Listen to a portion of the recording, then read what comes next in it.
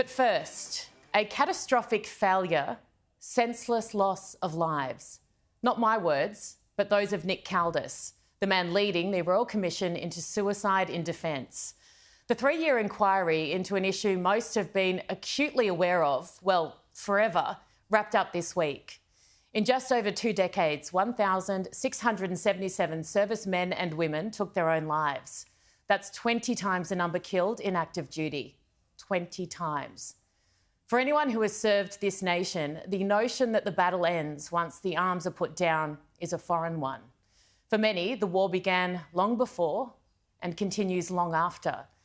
The act itself of preparing to kill, training for war, living in this heightened state of fight or flight in the military is not normal.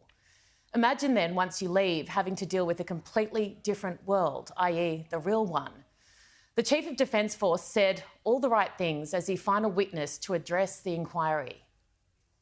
Our people deserve and should rightly expect the wellbeing, support and care they need, both during and after their service. I acknowledge that this has not always been the case and has tragically led to the deaths by suicide of some of our people. I apologise unreservedly for these deficiencies.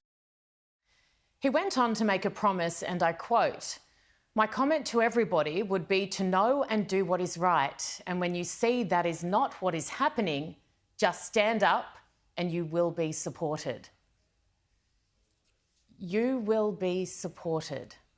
I suspect that would feel very triggering to a huge number of current and former serving personnel, particularly those in our special forces, who have felt anything but over the past few years, particularly by the top brass, who have felt completely abandoned, used and discarded, the scapegoats for the alleged behaviour of a tiny few. Again, I say alleged.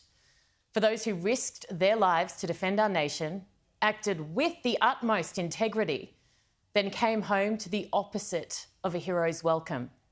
Vietnam all over again. Disgraceful. So, yep, pledge to support them now, but words are cheap. The damage has been done. Mental health is a massive, very common issue, but one that remains a source of shame for many Australians. Now, this mindset contributes to the tragedy, of course, and whilst societal attitudes are certainly changing, it seems our Defence Force has remained archaic in many ways. And that reluctance or refusal, whatever it's been, to take it seriously has resulted in so many unnecessary deaths.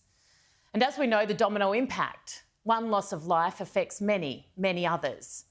And in the midst of looking at the worst cases that have ended in a loss of life, let's not forget the many, many thousands of other Defence Force personnel and veterans who are still suffering today, still hanging on for dear life, still deeply impacted by what they saw and did in defence of this nation.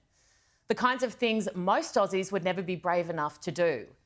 I think of them this week too, and I implore them to keep hope, to fight on, and to watch what will hopefully now be a much overdue overhaul of our military culture and leadership standards.